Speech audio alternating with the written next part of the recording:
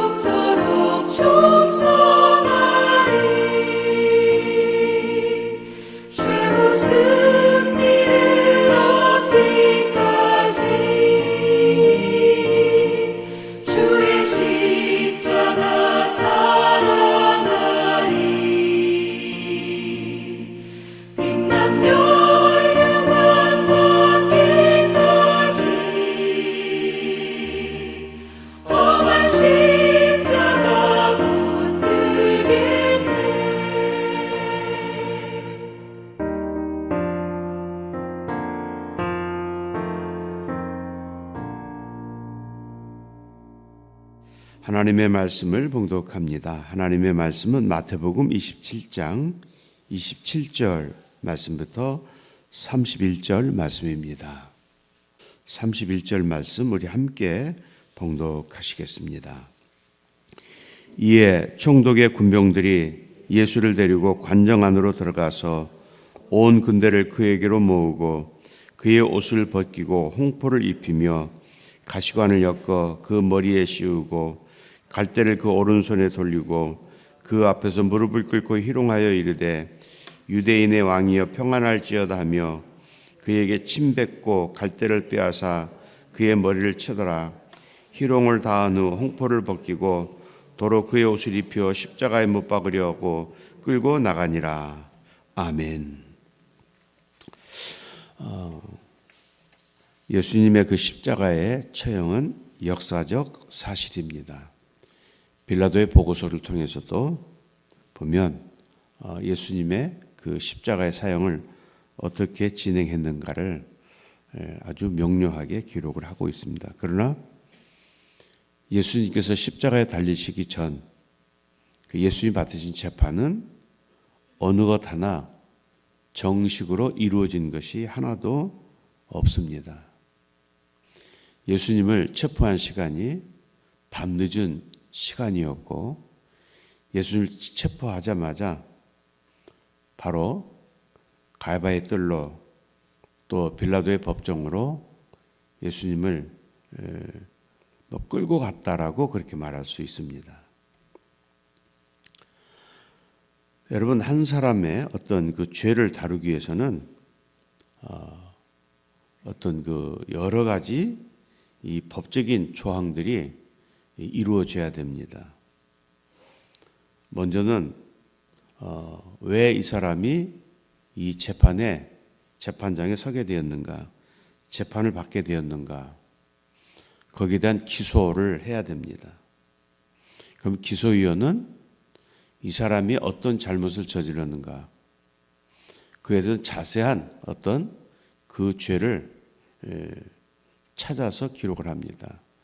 그래서 그 고발한 사람 또 고발 당사자를 불러다가 서로 그들의 의견을 듣습니다. 고발한 사람에게 왜 이 사람을 고발했느냐, 그 고발한 사람을 통해서 이 사람이 이런 잘못을 저질러서 내가 고발했습니다. 그럼 고발을 당한 그 사람은 또 그 사람 불러다가 이 사람이 당신 이렇게 고발했는데 당신은 어떻게 생각합니까? 그러면은 또 당사자는 나는 죄가 없습니다. 또 내가 죄가 있습니다라고 이렇게 그래서 양쪽의 의견을 들어보고 그래서 그것을 이제 기소장을 쓴다고 말하는 것이죠. 그래서 이 기소장을 이 재판관에게 제출을 하게 됩니다. 그리고 제출하기 전에 이것을 함께 이 재판관과 또 변호인과 기소위원들이 함께 모여서 논의하게 됩니다. 기소위원은 기소위원들이요. 그래서 기소위원은 사실에 입각한 어떤 상상이나 이런 것이 아닌 사실에 입각한 그 기록을 하게 됩니다. 그리고 그 기소위원이 쓴 그 기록을 변호인단이 보고 그리고 거기서 어떤 이 사람을 변호할 어떤 것을 찾게 됩니다. 그래서 보통 하나의 재판이 시작되면 그 여러 시간들을 이제 거치게 됩니다. 적어도 하나의 사건이 접수가 되면 평균 3개월의 시간, 한 달, 빠르면 한 달, 3개월 그 이상의 시간들이 통해서 이 재판을 진행하게 됩니다. 그러나 우리가 잘 아시는 것처럼 예수님의 재판은 한밤중에 시작되었습니다. 여러분, 이 모든 것들이 하나도 어떤 법적인 요건에 해당된 것이 없습니다. 이 재판은 어떤 그 근무 시간에 의해서 우리가 말한다면, 우리의 시간을 말한다면 보통 9시에 업무가 시작이 됩니다. 그리고 5시에 업무가 끝이 납니다. 그럼 그 시간에 이것이 진행이 돼야 되는 것이죠. 이것이 정상적입니다. 그러나 예수님의 재판은 한밤중에 늦은 저녁 시간으로부터 새벽까지 어떤 정상적인 절차를 거치지 않은 재판이었습니다. 또 예수님을 그저 십자가에 못 박기 위한 그것의 혈안이 되어서 누구의 소리도 들을 수 있는 그런 여지가 전혀 없었다는 그런 사실입니다. 그저 군중들을 선동하고 군중들의 소리에 모든 것이 묻혀버렸습니다. 그래서 후대의 역사학자들은 역사상 가장 잘못된 재판이었다. 그리고 오판이었다라고 그렇게 결론을 내렸습니다. 어쩌면 우리 역사 속에서도 그런 일들은 참 많이 일어났습니다. 우리가 유신 정권 때에 유신 정권을 반대한다고 그 반대하는 사람들을 재판장에 세워놓고 사형 선고를 내리고 그리고 하루가 지나기 전 사형을 집행했습니다. 그것도 잘못된 재판이었고 후대에 그것이 잘못되었다라고 역사적으로 그것을 밝히기도 했습니다. 오늘 본문의 말씀을 통해서 이루어진 여러 가지 사건들은 어느 것 하나 정상적으로 이루어진 것이 아니었음에도 불구하고 그것이 당연한 것처럼 그렇게 집행이 되었던 것입니다. 어쩌면 여론의 힘이 이렇게 무서울 수도 있다는 것을 보게 됩니다. 단 하나, 그들은 나름대로 어떤 법을 지켰다라고 그렇게 사람들에게 말할 수 있는 어떤 근거를 주기 위해서 오늘 여기 말씀해 보면 이에 총독의 군병들이 예수를 데리고 관정 안으로 들어가서 온 군대를 그에게로 모으고라고 말씀하고 있습니다. 지금 유대 지역은 로마의 통치를 받고 있습니다. 로마의 군인들만이 사형을 집행할 권한이 있습니다. 오늘 빌라도는 그 예수님에게 사형 선고를 내리고 그 형을 집행하도록 하기 위해서 로마의 병사들에게 예수님을 넘겨주게 됩니다. 또 로마의 병사들은 그 자신들이 가진 힘, 권력을 유대인들에게 보여주기 시작합니다. 어쩌면 예수님은 로마에 대항하신 것이 전혀 없지만 그 제목 가운데도 사람들을 선동했다는 것이죠. 선동했다는 것은 로마의 정권에 대항했다는 그런 의미이기도 합니다. 그래서 오늘 이 사형을 집행하는 로마 군인들은 로마를 대항하게 되면 어떤 결과가 따를 것인가를 온 유대 사람들에게 보여주기 위한 것이었고 그 십자가의 처형은 정말 가장 잔인한 그런 방법의 하나의 처형의 도구였던 것입니다. 흔히 사람들은 오늘 이것을 예수님은 온 인류를 구원하시기 위한 대관식이라고 그렇게 비유하기도 합니다. 여러분, 왕이 되기 위한 그 대관식은 어떻습니까? 정말 화려하고 어쩌면 그 대관식은 평생에 가장 화려한 것으로 그렇게 준비되어지는 것입니다. 그러나 여러분, 오늘 예수님께서 오늘 이들이 말하는 것처럼 온 인류를 구원할 메시아의 대관식이라고 말할 때 여러분, 이 대관식은 고통과 아픔, 초라함 그리고 수치스러움으로 가득 차 있습니다. 대관식은 영광이 있어야 하고 영광스러운 그런 자리여야 합니다. 그리고 모든 사람들에게 환영을 받아야 하는 것입니다. 그러나 예수님은 조롱당하셨습니다. 수치를 당하셨습니다. 오늘 예수님이 입고 있는 옷을 벗겼다 말합니다. 붉은 옷을 입히고 가시관을 엮어 그의 머리에 씌웠다라고 말합니다. 대관식을 할 때에는 황금으로 모든 보석으로 치장한 그런 관을 머리에 쓰고 그리고 대관식을 진행하는데 오늘 예수님의 머리에는 가시로 엮은 그 가시관을 그 머리에 씌웠다라고 말합니다.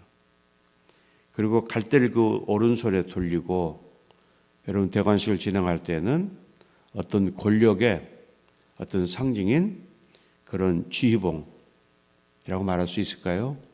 그것을 오른손에 들고 그리고 그것을 휘두르면서 어떤 권력자로서의 모습을 과시하게 됩니다. 그런 예수님에게 갈대를 그 오른손에 들렸다 말합니다. 그리고 그 앞에서 무릎을 꿇고 희롱하여 이르되, 무릎을 꿇었다. 무릎을 꿇었다는 것은 그 권세에 복종하겠다는 그런 뜻이지만, 그러나 오늘 이 병사들이 예수님에게 무릎을 꿇었던 것은 예수님을 조롱하기 위하여 유대인의 왕이여 평안할지어다. 그리고 그에게 침 뱉고 갈대를 빼앗아 그의 머리에 치더라라고 말합니다.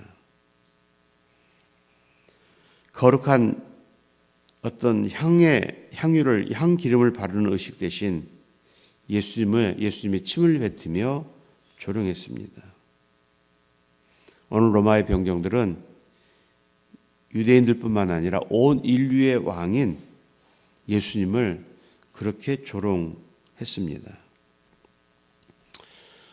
여러분, 그러나 우리는 참 이 십자가의 체험을 통해서 정말 우리는 이해할 수 없는 그런 어떤 모습들을 찾아보게 됩니다. 예수님이 왜 십자가에 고난을 당하셨습니까?